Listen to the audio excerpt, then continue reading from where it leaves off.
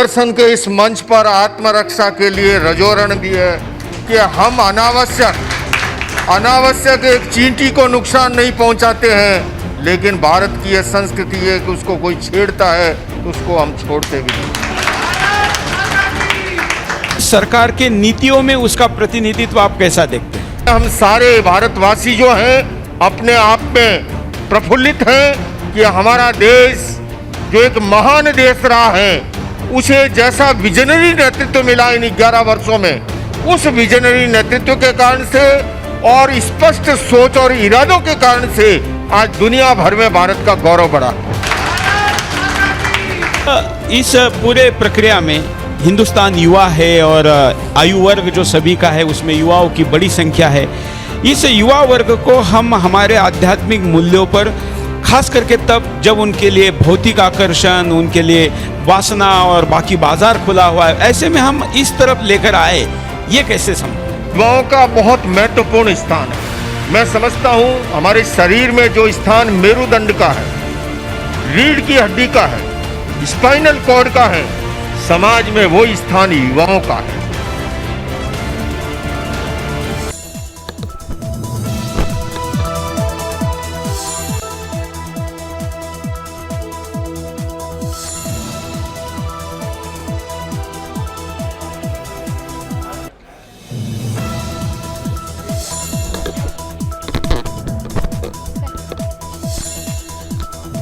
देखिए, एक छोटी सनातनी हमारे बीच में और कहते हैं कि बीज जब सनातन का हो तो जो वट वृक्ष होता है वो हिंदू राष्ट्र के रूप में हमारे बीच होगा। तो देखिए, उसी हिंदू राष्ट्र का आधार ये बच्ची छोटी सी है। आइए, आज बेटा, मैं गोद में ले लूं? चलो भाई, पढ़ो पढ़ो पढ़ो पढ़ो, बोलो बोलो बोलो बोलो। अधशूर्धा प्रसिद्धतस्य शाखा गुण प्रविद्धा विषय प्रवाला अधस्य मूला अनुसंततानि कर्मानुबंधी। बहुत शाबाश।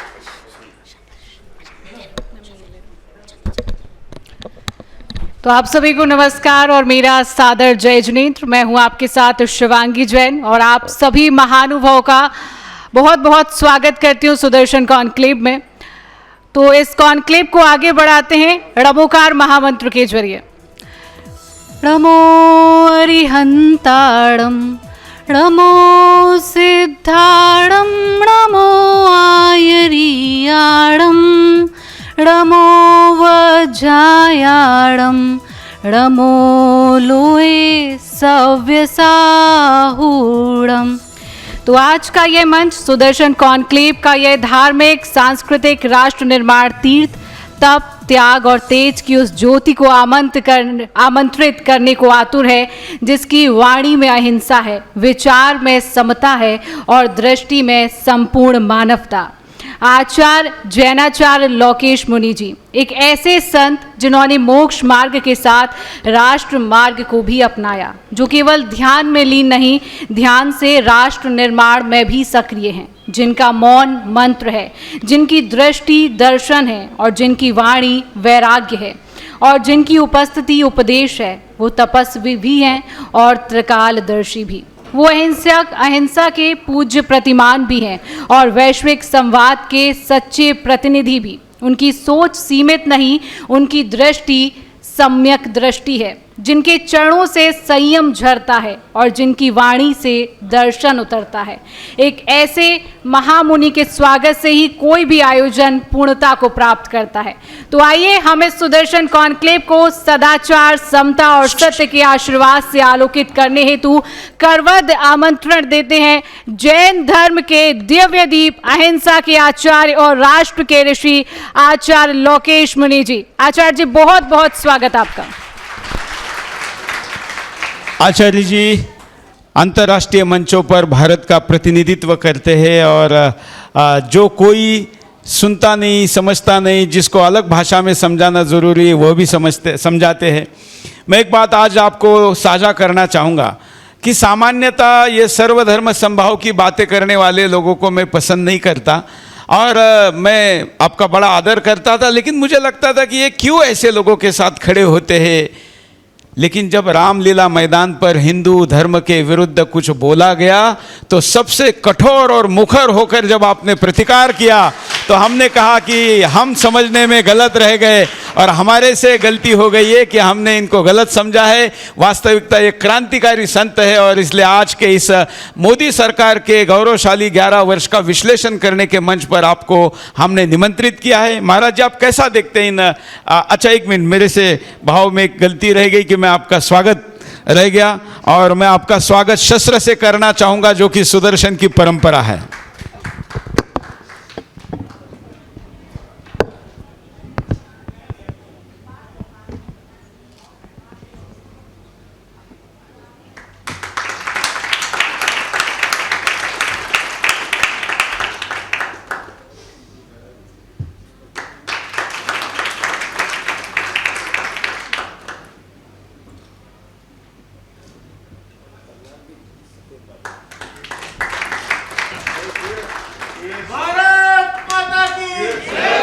ये सुदर्शन के मंच पर राष्ट्र रक्षा के लिए जहां तलवार है, तो सुदर्शन के इस मंच पर आत्मरक्षा के लिए रजोरण भी है कि हम अनावश्यक एक चींटी को नुकसान नहीं पहुंचाते हैं।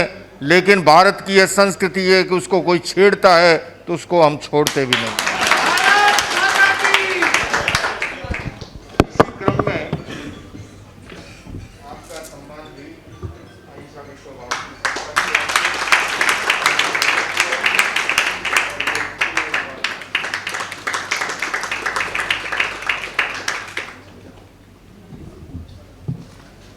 अब इन 11 वर्षों को कैसा देखते हैं?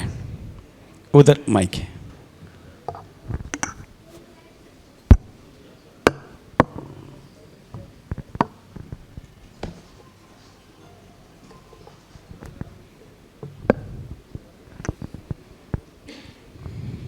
देखिए, इन 11 वर्षों की अगर मैं बात करूं तो पिछले 40 से अधिक वर्षों से संन्यास जीवन में होने के कारण से मैं सार्वजनिक क्षेत्र में सक्रिय रहा हूं और पिछले 20 वर्षों से मैं निरंतर भारतीय संस्कृति और भगवान महावीर के अहिंसा के संदेश को लेकर के देश और दुनिया के अलग अलग कोनों में भी जाता रहा हूं।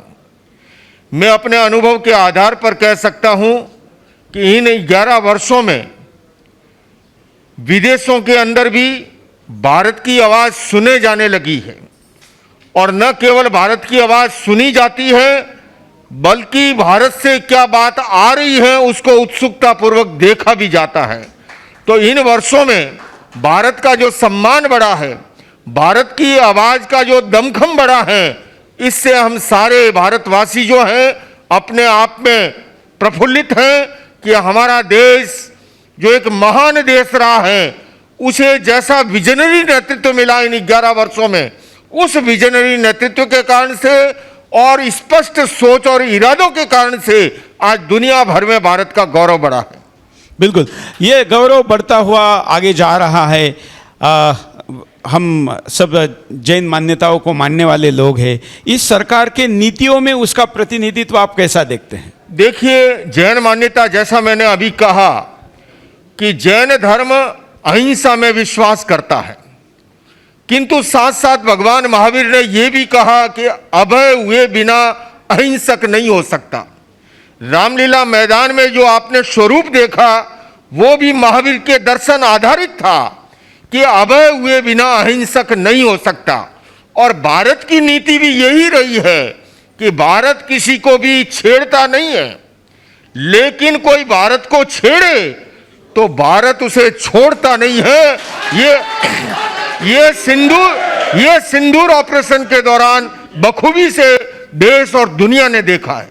बिल्कुल, इसलिए इस सरकार ने जितने भी हमले हुए उसका प्रतिकार किया, किसी भी राज्य से हो, किसी भी प्रकार से हो, वैचारिक हो। लेकिन वैचारिक हमलों में ये देखने को आया है कि जो डीप स्टेट है, जो वामपंथ है, जो मीडिया से लेकर, बॉलीवुड से लेकर, साहित्य से लेकर विभिन्न क्षेत्र के द्वारा हमले अभी भी जारी हैं। सुरेश जी, आप बिल्कुल ठीक कह रहे हैं और इन हमलों के प्रति देश को आगाह होने की जरूरत है, क्योंकि मेरा ये मानना है कि पर्यावरण प्रदूषण से भी अधिक वैचारिक प्रदूषण खतरनाक है। और आज ये वैचारिक प्रदूषण की बदौलत मैं ये कह सकता हूं कि अब संस्कृति का जो हमला हो रहा है ये दिए और तूफान की लड़ाई है, और इस दिए और तूफान की लड़ाई में हमें हमारी महान संस्कृति के संरक्षण के लिए, उस संस्कृति के संवर्धन के लिए देश के हर युवा को उठ खड़ा होना होगा और हमें जागरूक होकर के उस वैचारिक प्रदूषण का भी प्रतिकार करना होगा और उस वैचारिक प्रदूषण से समाज और राष्ट्र को हमें बचाना होगा। बिल्कुल, लेकिन समाज बहुत भोला है और खास करके भारतीय लोग इस विषय को समझते नहीं हैं। उनको लगता है कि अखबार में जो छपता है वही सही है, उनको लगता है कि टीवी पर दिखता है वही सही है, पुस्तक में लिखा है वही सही है। साधु के भेष में, जैन मुनियों के भेष में, हिंदू परंपराओं के भगवे भेष में ईसाई घूमते हैं और लोगों को लगता है कि ये भी संत है। देखिए, इसके लिए हमें जागरूक होने की जरूरत है और उसके लिए मुझे लगता है कि हमें एक जन चेतना को जगाना होगा। जब तक भारत की जन चेतना उठ खड़ी नहीं होगी, वो जागरूक नहीं होगी, और इसीलिए आपने देखो हमारे देश में ये संस्कृति रही है। प्राचीन समय में माताएं, दादियां, नानियां बच्चों को पास बिठाया करती थी, बोध कथाएं सुनाया करती थी, संस्कार दिया करती थी। ये संस्कारों के जागरण की बदौलत, और क्योंकि बचपन में जो संस्कार पढ़ते हैं वो ताउम्र काम आते हैं, जीवन भर काम आते हैं। समाज को फिर से जन चेतना को जगाने के लिए अभिभावकों को भी जागरूक होना होगा, तभी हम इन बहरूपियों को पहचान पाएंगे और समाज से इनको खदेड़ पाएंगे और समाज की, हम देश की सुरक्षा कर पाएंगे। बिल्कुल। अब इस पूरे प्रक्रिया में हिंदुस्तान युवा है और आयु वर्ग जो सभी का है उसमें युवाओं की बड़ी संख्या है। इस युवा वर्ग को हम हमारे आध्यात्मिक मूल्यों पर खास करके तब जब उनके लिए भौतिक आकर्षण, उनके लिए वासना और बाकी बाजार खुला हुआ है, ऐसे में हम इस तरफ लेकर आए, ये कैसे संभव है? देखिए सुरेश जी, युवाओं का बहुत महत्वपूर्ण स्थान है। मैं समझता हूं हमारे शरीर में जो स्थान मेरुदंड का है, रीढ़ की हड्डी का है, स्पाइनल कॉर्ड का है, समाज में वो स्थान युवाओं का है। अगर मेरुदंड अस्वस्थ हो जाए तो पूरा शरीर लड़खड़ा जाता है। ठीक उसी तरह से हमारे समाज में महत्वपूर्ण स्थान स्पाइनल कॉर्ड की तरह युवाओं का है, और उन युवाओं को धर्म और अध्यात्म से जोड़ने के लिए हम जैसे संतों को भी जागरूक होने की जरूरत है। और सुरेश जी, मैं अपने अनुभव के आधार पर कह रहा हूं, युवा पीढ़ी धर्म से दूर, अध्यात्म से दूर नहीं है, पर धर्म का असली स्वरूप समाज के सामने आना चाहिए। धर्म के 3 आयाम हैं, उपासना, नैतिकता और अध्यात्म। मौजूदा युग की कठिनाई क्या है कि केवल उपासना को ही धर्म मान लिया। हालांकि मैं ये भी स्पष्ट करूं कि मैं उपासना का विरोधी नहीं हूं, उपासना के पीछे भी साइंटिफिक दृष्टि रही है, किंतु केवल वहीं पर अटक और भटक जाना वो ठीक नहीं है। मेरा यह मानना है कि आचरण शून्य उपासना का महत्व सुगंधित सबसे अधिक नहीं हो सकता। दूसरा आयाम हमारे जीवन में होना चाहिए, वो है जीवन में नैतिक और चारित्रिक मूल्यों का समावेश। और तीसरा इससे भी महत्वपूर्ण है, वो है जीवन में अध्यात्म का अवतरण। तो आज अपेक्षा इस बात की है धर्म को अध्यात्म से जोड़ा जाए, धर्म को विज्ञान से जोड़ा जाए। मैं तो ये भी कहूंगा कि अध्यात्म और विज्ञान एक दूसरे के विरोधी नहीं, बल्कि एक दूसरे के पूरक हैं। और मैंने अपने जीवन में इसीलिए वहन परंपरा को एक्सेप्ट किया कि अगर हमें अध्यात्म को दुनिया तक पहुंचाना है तो विज्ञान का भी उपयोग करें, दुरुपयोग ना करें, बल्कि एक दूसरे के उपयोग पूरक हैं।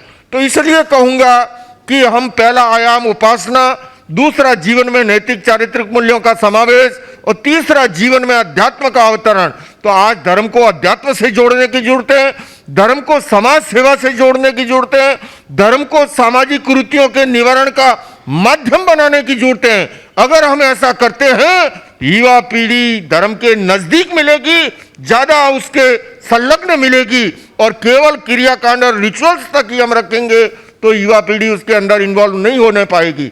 मैं चाहता हूं कि वो धर्म जो हमारी आदतों को बदले, जो हमारे स्वभाव को बदले, जो हमारी चेतना को परिष्कृत करे, उस प्रयोग आधारित धर्म को हम सामने लाएं तो युवा पीढ़ी धर्म से और अधिक नजदीक आएगी।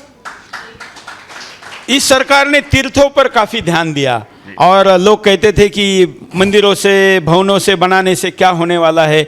उसका वो सरकार का दृष्टिकोण जिसमें इतने कॉरिडोर बने, विभिन्न जगह पर उसका विकास पूरक व्यवस्था की गई, वो करना आध्यात्मिक दृष्टिकोण से या धार्मिक दृष्टिकोण से आप कैसा देखते हैं? देखिए, एक होता है आत्मधर्म और एक होता है समाज धर्म, राष्ट्र धर्म। महावीर ने भी 10 प्रकार के धर्म का विधान किया है ठाणंग सूत्र में। अच्छा। वो कहते हैं ग्राम धर्म, नगर धर्म, समाज धर्म, राष्ट्र धर्म, यानी कि ग्राम पंचायत के यम नियमों का पालन करना वो ग्राम धर्म है, नगर पालिका के यम नियमों का पालन करना नगर धर्म है, समाज के यम नियमों का पालन करना समाज धर्म है, राष्ट्र के यम नियमों का पालन करना, उसकी सुरक्षा करना ये राष्ट्र धर्म है। ये ठीक है कि आत्मशुद्धि साधनम धर्म है, जहां हम आत्मा की बात करते हैं तो आत्मिक धर्म का महत्व है, किंतु समाज में रहते हुए, राष्ट्र में रहते हुए समाज धर्म और राष्ट्र धर्म का भी उतना ही महत्व है। हमारी मौजूदा सरकार विकास की बात करती है, किंतु साथ साथ वो विरासत की भी बात करती है। और मैं बताऊं आपको सुरेश जी, उससे क्या फायदा हुआ है आप देखिए। अगर आप आंकड़ों को देखें तो 2024 में जितने लोग सैर सपाटा के लिए गोवा गए, उससे ज्यादा लोग जो हैं काशी में और अयोध्या के अंदर आए हैं, प्रयागराज के कुंभ में आए हैं। तो हमें विकास को भी आगे बढ़ाना है, किंतु अपनी विरासत को नहीं भुलाना है, जो हमारे हजारों लाखों करोड़ों वर्षों की महान विरासत, जिस विरासत की बदौलत भारत का दुनिया के अंदर सम्मान रहा है, उसको कभी भी गौण नहीं होने देना है। बिल्कुल। इन्हीं युवाओं को अगर आज हम देखते हैं तो आर्टिफिशियल इंटेलिजेंस, डीप फेक और सोशल मीडिया के इन सारे प्लेटफॉर्म के द्वारा भ्रमित करने का बड़ा प्रयास हो रहा है, जिसमें OTT को लेकर अभी हमने पूज्य अवधेशानंद जी गिरी जी को भी पूछा था। नहीं, बिल्कुल, और स्वामी जी ने बड़ा अच्छा मार्गदर्शन किया। और मैं कहना चाहूँगा, मैं देशवासियों को, यहाँ पर इतनी बड़ी संख्या में लोग बैठे हैं सुदर्शन चैनल के इस कॉन्क्लेव के अंदर, मैं उनके माध्यम से और चैनल के माध्यम से देश भर को कहना चाहूँगा कि देखिए, एक समय था कि किसी शहर में एक आधा सिनेमा हॉल होता था। अब तो बटन दबाते ही हर घर का हर बेडरूम सिनेमा हॉल का रूप धारण कर चुका है। और हम हर बेडरूम की बात ना करें, ये हाथ का मोबाइल जो है हाथ में, उस मोबाइल में पूरी वह संस्कृति हमारे सामने है। ऐसे के अंदर मैं कहूंगा कि ये दिए और तूफान की लड़ाई है।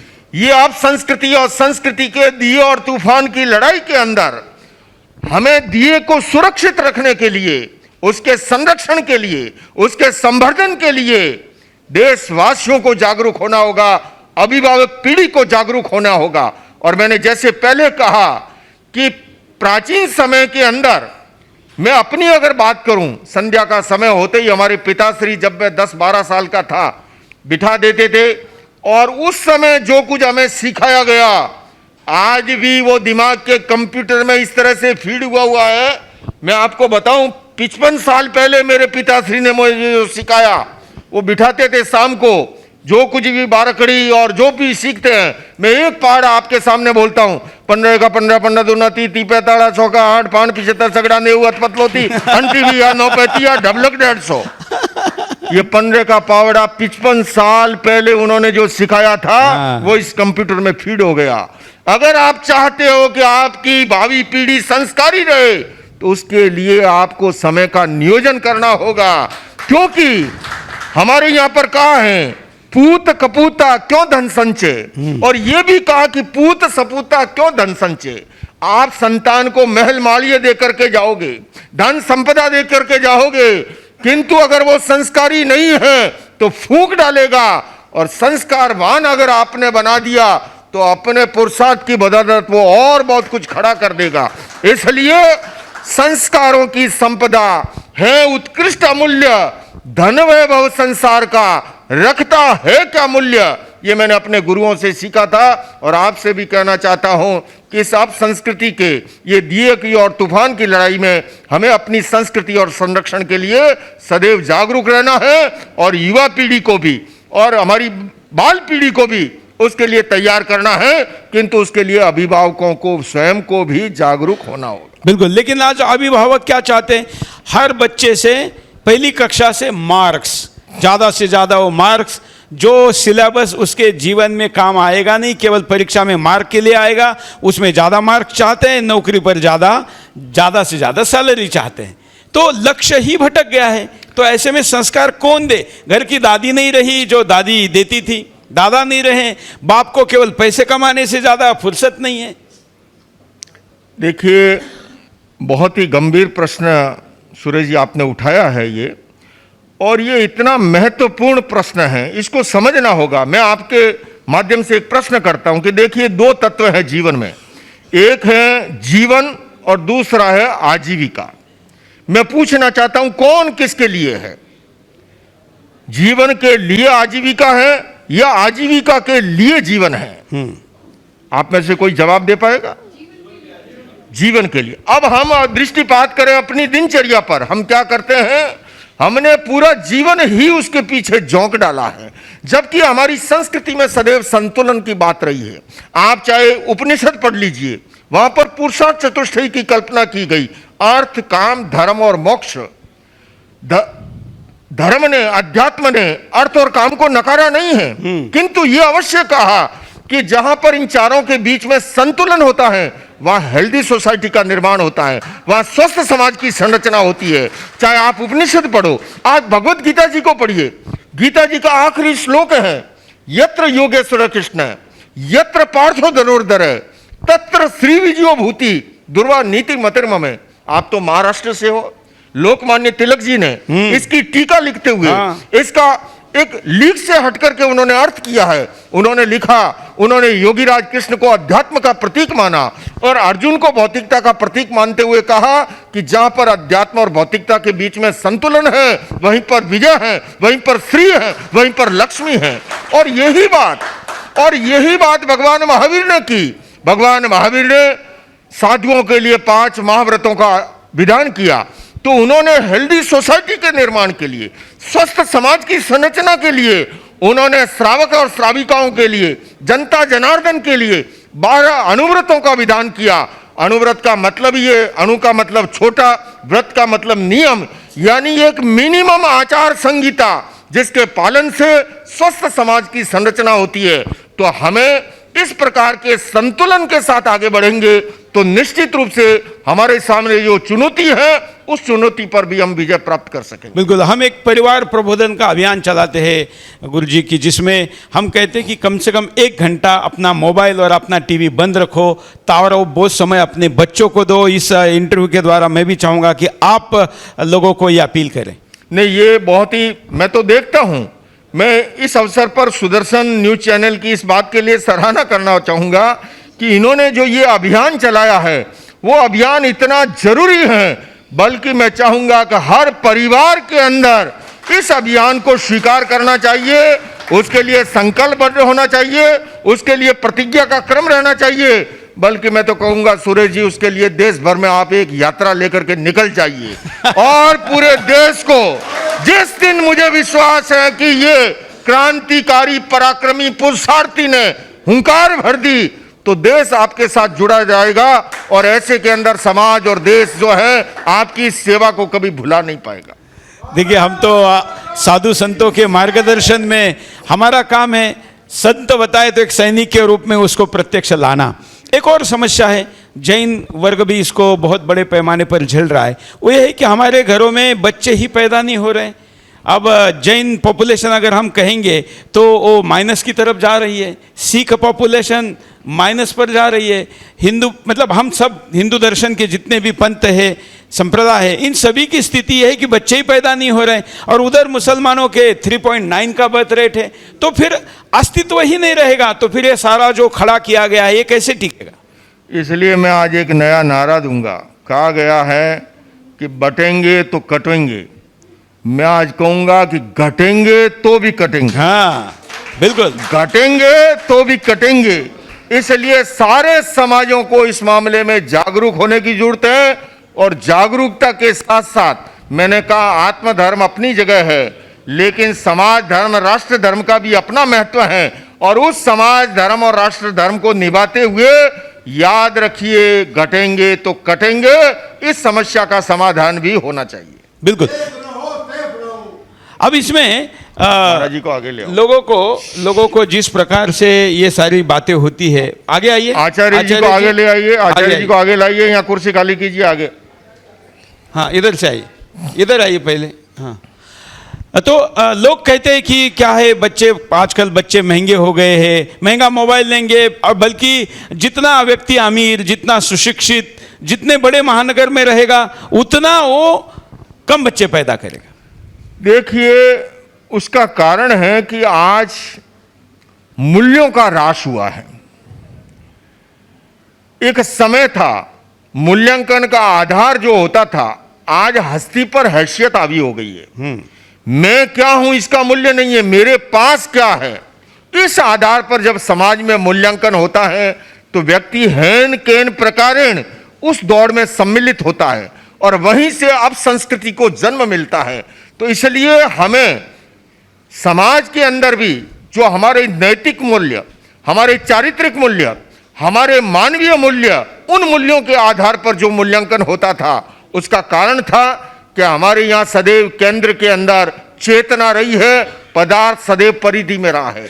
आज मौजूदा युग की कठिनाई क्या है कि केंद्र के अंदर पदार्थ आ गया और चेतना को परिधि में भी ढूंढे, वहां भी ढूंढना बड़ा मुश्किल हो गया है। इसलिए हमें मूल्यों को बदलना होगा, मापदंडों को बदलना होगा, और हमें उन महान प्राचीन उस विरासत की ओर वापस लौटना होगा, और उसके लिए समाज को पूर्ण जागरूक होना होगा। दूसरे में आपने कहा कि बच्चों में, मैं ये अवश्य कहना चाहूंगा सुदर्शन चैनल के माध्यम से कि मौजूदा हमारा एजुकेशन सिस्टम जो है, उस एजुकेशन सिस्टम में भी हमें वैल्यू बेस्ड एजुकेशन को, पीस एजुकेशन जैसे कार्यक्रमों को इंट्रोड्यूस करना होगा, क्योंकि मौजूदा शिक्षा प्रणाली हमारे लेफ्ट हेमिस्फीयर को जगाने का काम कर रही है, जो कि बुद्धि गुणित तर्क के लिए रिस्पॉन्सिबल है। किंतु हमारा राइट हेमिस्फीयर जो इंट्यूशन पावर के लिए, जो स्पिरिचुअल डेवलपमेंट के लिए रिस्पॉन्सिबल है, वो सोया पड़ा है। और ये बात एक सन्यासी होने के नाते नहीं मैं कह रहा हूं, मेडिकल साइंस भी इस बात को एक्सेप्ट करता है कि हमारे इसी मस्तिष्क के अंदर एनिमल ब्रेन भी मौजूद है, जहां पर पार्श्विक वृत्तियां जन्म लेती है। तो इसी मस्तिष्क में नियोकॉर्टेक्स परत भी है, जहां पर मानवीय और दैविक वृत्तियां जन्म लेती है। अपेक्षा है सर्वांगीण विकास की, अपेक्षा है संतुलित विकास की। आज की शिक्षा प्रणाली बौद्धिक शिक्षा पे बहुत ध्यान दे रही है, शारीरिक शिक्षा पे भी ध्यान दे रही है, किंतु उसके साथ साथ mental development and emotional development का प्रावधान जुड़ना चाहिए। और इसीलिए मैं पिछले वर्षों जब अमेरिकी राष्ट्रपति से मेरी चर्चा हो रही थी, गन वायलेंस वहां की बड़ी समस्या है, मैंने उनसे कहा कि गन वायलेंस का सॉल्यूशन जो है, आप प्राइमरी एजुकेशन से पीस एजुकेशन जैसे कार्यक्रमों को इंट्रोड्यूस कीजिए। आप एक गन पर बैन लगाएंगे, वो दूसरी उठा लेगा, तीसरी उठा लेगा।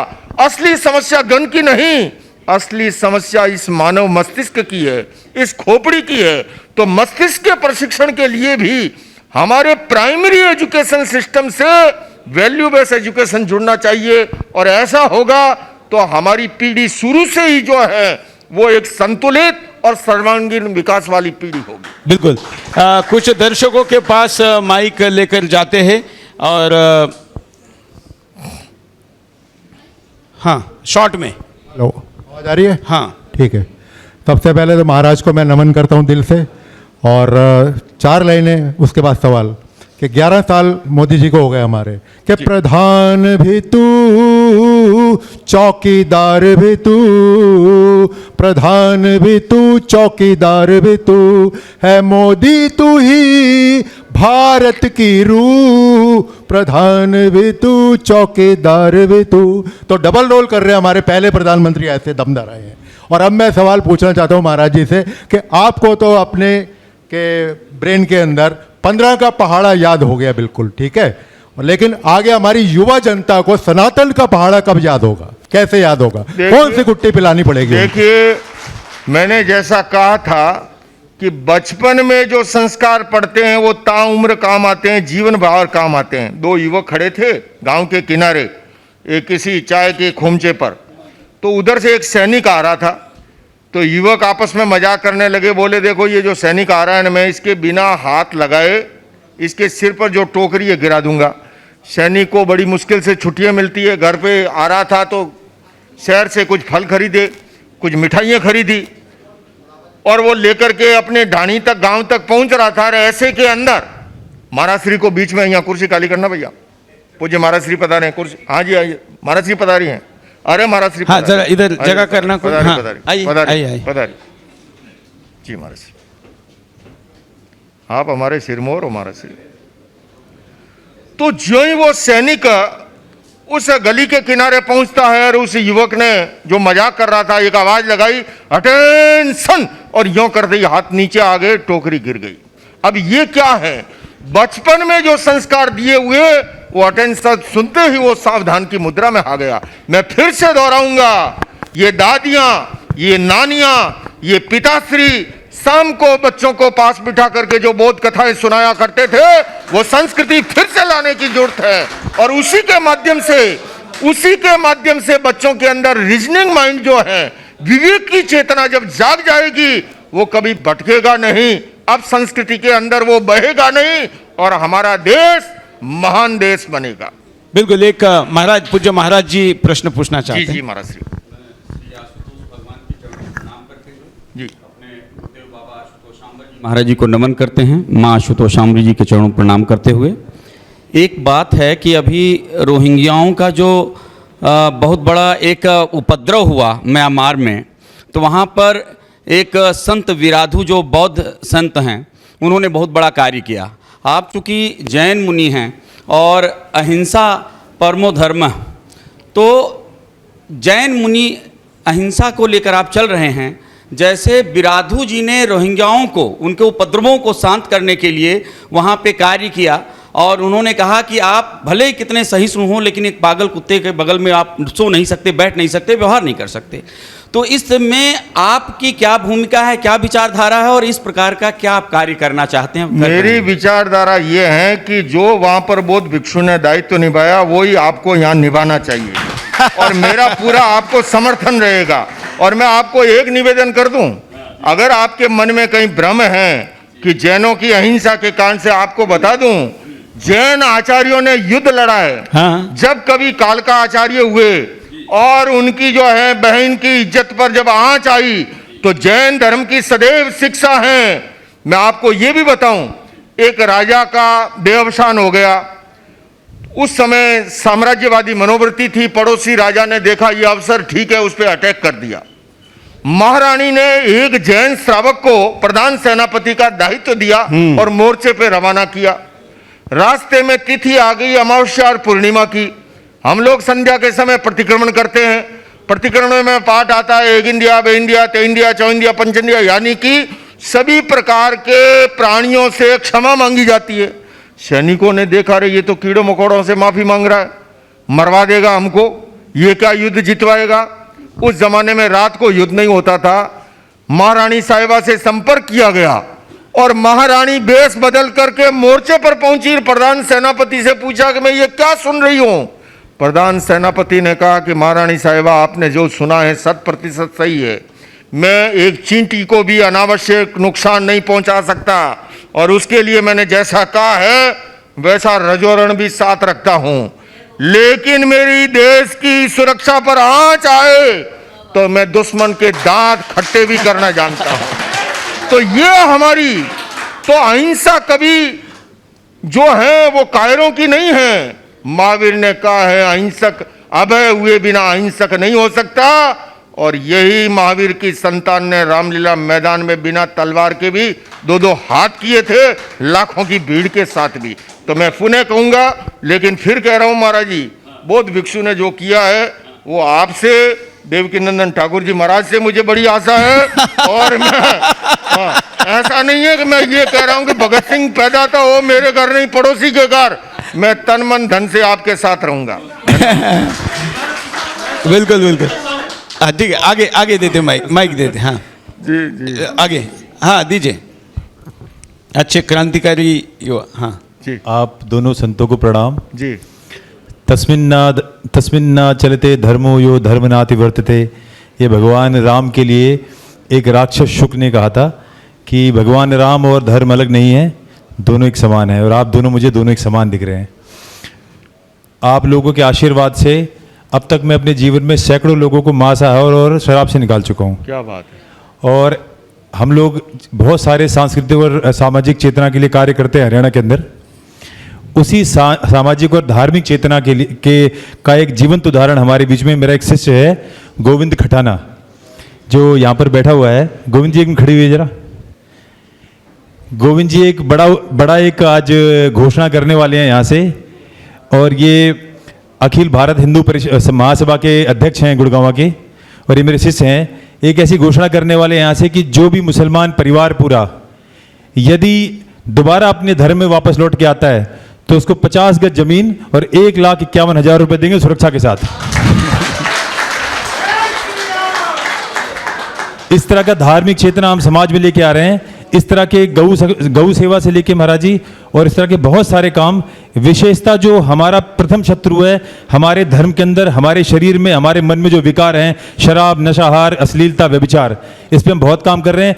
और दूसरे शत्रु को जानते हैं। प्रश्न क्या है? प्रश्न मेरा महाराज जी, हम इस पे बात कर चुके हैं। यूएन की रिपोर्ट है कि पिछले 2010 से 2020 में विश्व में 30 करोड़ मुसलमान बढ़ चुके हैं, और हिंदुओं की जनसंख्या 34 करोड़ बढ़े हैं। 34 करोड़। और हिंदुओं की जनसंख्या जो औसत वृद्धि थी उससे भी 0.1% कम हो चुकी है।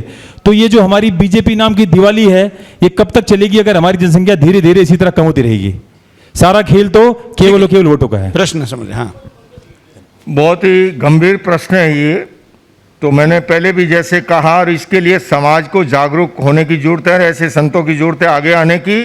क्योंकि मैंने कहा था कि बटेंगे तो कटेंगे, और ये भी कहा कि घटेंगे तो भी कटेंगे। इसलिए समाज को जागरूक होना है, और इसके लिए ऐसे संतों को आगे आकर के जन चेतना को आगे बढ़ाना है। ठीक है, ठीक है। हाँ पूछे जी। हाँ ये माइक देना। आ रहा है। हमारे यहाँ पर गौ माता का इतना निरादर हो रहा है कि जहाँ पर कभी सुअर रहते थे आज वहाँ गौ माता चलती हैं, विचरती हैं। और मेरा कहना ये है, जितनी भी गोचर भूमि है उन अधिकतर उन भूमियों पर विधर्मियों का कब्जा है। उसके लिए क्या करना चाहिए? उसके लिए भारत सरकार को जो हिंदू संस्कृति, हिंदू राष्ट्र, गंगा, गाय, गायत्री उनके लिए समर्पित है, उसको जागरूक होकर सबसे, तो मुझे तो लगता है कि सबसे बड़ी उनकी सदस्यता संख्या है। हर के घर एक एक गाय को पालने के लिए बांध देना चाहिए, सारी समस्या का समाधान हो जाए। बिल्कुल। और ये प्रयोग महाराष्ट्र में टाटा कंसल्टेंसी ने किया। विदर्भ में जहाँ सबसे ज़्यादा आत्महत्या होती है, जिन घरों में गाय थी उन घरों में एक भी आत्महत्या नहीं हुई। वाह क्या बात। मतलब वो घर गाय को नहीं संभाल रहा था, गाय उस घर को संभाल रही थी। आत्मीयता भी थी, प्रेम था और लगाव था, संस्कार थे, वाइब्रेशन थे, और उसके द्वारा जो दूध मिल रहा था उससे वो परिवार भी चल रहा था। बहुत सुंदर। हाँ आचार्य शैलेश। आचार्य श्री, मैं आपके माध्यम से जानना चाहता हूँ कि आज जिस तरह की संस्कृति बन गई है, 30, 35, 40, 45 साल की उम्र में हिंदू युवा चाहे युवती शादी कर रहे हैं, कैसे इसको रोका जाए? 25 से 30 के बीच या 20 से 25 के बीच होना चाहिए, जबकि लोग 30, 35, 40 में कर रहे हैं शादी, बच्चे नहीं हो रहे हैं, IVF जा रहे हैं, और उसमें भी समस्या आ रही है, और धीरे धीरे जनसंख्या घट रही है। और आने वाले समय मुझे लगता है कि 20, 25, 30 सालों में निश्चित तौर पर हिंदू की संख्या बहुत ज़्यादा घट जाएगी। खाली महाराज जी ये 25-30 वर्ष में कर रहे हैं इतना ही नहीं है, बहुत से तो कर ही नहीं रहे हैं। अब तो उस ओर चल पड़े हैं करके कि उस ओर चल पड़े हैं। बिल्कुल। तो ऐसे के अंदर इसका एक ही समाधान है कि सामाजिक जन चेतना को जगाना, जन जागरण के अभियान को चलाना और एक एक परिवार को जगा करके, और जो काम सुरेश जी कर रहे हैं, हर परिवार में संगोष्ठी होना, सह आसन, सह चिंतन। लेकिन कठिनाई क्या है, अब तो बातचीत भोजन की टेबल पे भी आए ना, सब उस मोबाइल में ऐसे लगे रहते हैं, साथ बैठे होकर के भी साथ नहीं है। तो इसके प्रति भी अब पूरी जागरूकता जब तक लाएंगे तभी जाकर के इसका समाधान होगा। और महाराज जी इन्होंने केवल बोला नहीं है, इन्होंने, जबकि अभी आजकल सब लोग 2 बच्चे पे रुक रहे, इन्होंने अभी अभी 2 वर्ष हो गए या 3 वर्ष हो गए मुझे लगता है, एक पुत्र रत्न को जन्म दिया है और 3 बच्चे अभी इनके घर में है। तो इन्होंने खुद किया और फिर बोले हैं। अभी सुरेश जी क्रिकेट की टीम का इरादा है, आप चिंता ना करो। ठीक है, अंतिम एक प्रश्न लेते हैं। ये लालू जी को यही पछाड़ेंगे और कोई नहीं पछाड़ेगा। सुदर्शन चैनल के इस मीडिया मंदिर के माध्यम से मेरा जो सवाल है वो ना केवल मुनि लोकेश जी से ही है, बल्कि सनातन धर्म के हर सिपाही से है कि ये बताइएगा, जिनके हृदय में पाकिस्तान प्रेम जीवित है, जिनके हृदय में फिलिस्तीन प्रेम जीवित है, ईरान प्रेम जीवित है, क्या हम उनके साथ ऐसा भाईचारा बना करके रहते रहेंगे? उन्हें इस देश से निष्कासित किया जाएगा या उन्हें इस देश में विस्थापित किया जाएगा? ठीक है। हाँ, अब पूछिए। नहीं, इनका उत्तर जी। हाँ, इसके बाद नहीं, इन्होंने जो प्रश्न किया है ये इमोशनल होकर के, क्योंकि राष्ट्र के जज्बे से भरे हुए हैं, देश के प्रति भक्ति और भावना का जो जज्बा है। मैं इतना ही कहूँगा, जो भी राष्ट्र विरोधी है, चाहे किसी देश का हो, किसी जाति का हो, किसी धर्म का हो, किसी संप्रदाय का हो, उसके प्रति हमें जो है एक नई नीति को अपनाना होगा और उसके साथ जो है हमें एक अलग प्रकार के व्यवहार को अपनाना होगा और इसके लिए एक राष्ट्रीय नीति का निर्माण करना होगा हमको। बिल्कुल। हाँ, पूछिए। सब तो पहला परम पूजनीय परम वंदनीय माँ आशुतोष शामरी जी की जय और बाबा आशुतोष शामर महाराज की जय और सतगुरु आशुतोष भगवान की जय। आप सबको मैं आपको कोटि कोटि प्रणाम करती हुई एक प्रश्न पूछना चाहती हूँ कि बार बार एक ही प्रश्न आया कि जागृत होना चाहिए, सेल्फ अवेकनेस होनी चाहिए, वो कैसे होगी और किस तरह होगी? मेरा नाम सरदारनी बलजिंदर कौर है, मैं इंग्लैंड तो आई हैं, मैं श्री गुरु ग्रंथ साहिब जी के उत्ते PhD की है। वहाँ पर एक ही चीज़ उन्होंने बोली है, एक को सतगुरु जागदा और जग सुता मोह प्यास। जो जागता होगा वो ही सुते हुए को जगा सकता है। आज जितने भी जहाँ पर लोग आए हैं सारे जाग के ही आए हैं। शरीर तौर पे पहले उठे थे, फिर जागे थे, फिर ही आए जहाँ पर तैयार तुर होके। पर आध्यात्मिक तौर पे कब जागोगे? जब जागते हुए कि आप संगत करोगे।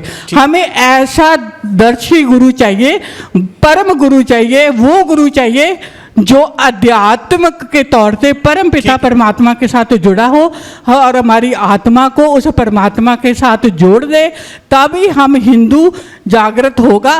बातों में आज तक जितनी बार भी मैंने 2-2.5 साल हो गए भारत में आई हुई, एक ही बात है, हिंदू सोया हुआ है। सब हिंदू, आप सब सोए हुए हैं, सब जाग रहे हैं, सबकी आंखें खुली हुई है, सब देख रहे हैं, मुझे देख रहे हैं ना मैं कैसी लग रही हूँ। प्रश्न क्या है ना? जागने में कैसे जागेगा हिंदू? ठीक, उसको कौन जगाएगा? और धार्मिक ग्रंथों के अनुसार जो मैंने सर्च किया है उसमें यह है कि एक सतगुरु जगा सकता, वो सतगुरु कैसा होना चाहिए? मैं इन संतों के माध्यम में प्रश्न पूछना चाहती हूँ। देखिए, हमारे यहाँ संतों की, ऋषियों की एक महान परंपरा रही है। कंचन कामिनी के त्यागी रहे हैं, गृहस्थ सन्यासियों की भी समृद्ध परंपरा रही है और हमें अपनी संस्कृति के लिए जगाने के लिए ये निरंतर प्रयास की जरूरत है। देखिए, ये जो है ना, अच्छे और बुरे हर युग में रहे हैं। बुरे लोग संगठित हो जाते हैं, बुरे लोग जागरूक हो जाते हैं और ऐसे के अंदर ये दिए और तूफान की लड़ाई में जो अच्छे लोग हैं वो भी जागृत रहे, वो संगठित रहे और निरंतर अभियान चलाते रहें, तभी जाकर के, क्योंकि ये बात योगीराज कृष्ण के सामने अर्जुन ने भी कही, जानामि धर्मम नच में प्रवृत्ति, जानामि अधर्मम नच में निवृत्ति। धर्म को जानता हूं किंतु उसमें प्रवृत्त नहीं हो पा रहा हूं, अधर्म को जानता हूं उससे निवृत्त नहीं हो पा रहा हूं। तो उसके लिए निरंतर पुरुषार्थ की जरूरत होती है, निरंतर जागरण की जरूरत होती है। और उसी जागरण के तहत आप विदेश की धरती से आ गए, हमारे यहाँ के लोग समय पर सारा अपना काम छोड़ करके, पर हमें हर देशवासी को इसके लिए जगाना और जागरूक करना होगा। बिल्कुल बिल्कुल। अभी आपका यहाँ आने के लिए धन्यवाद। आपके हाथों कुछ सम्मान यहाँ पर करना चाहेंगे। हाँ। धन्यवाद महाराज जी। और सम्मान की इस कड़ी में मैं आमंत्रण दे रही हूँ श्री त्रिलोक शर्मा जी का। श्री त्रिलोक शर्मा जी मंच पर आइए। श्री त्रिलोक शर्मा जी जो कि चेयरपर्सन हैं ग्रेसोल मैरकॉम एवं रोटरी ब्लड सेंटर ट्रस्ट के संस्थापक हैं, जिन्होंने उद्योग के क्षेत्र में नवाचार और सेवा के क्षेत्र में करुणा का अद्वितीय समन्वय प्रस्तुत किया है। करतल ध्वनि से इस सम्मान का सम्मान होना चाहिए। रक्तदान जैसे पुण्य कार्य को भी जन आंदोलन बनाकर आपने मानवीय संवेदना को एक नई ऊंचाई दी है।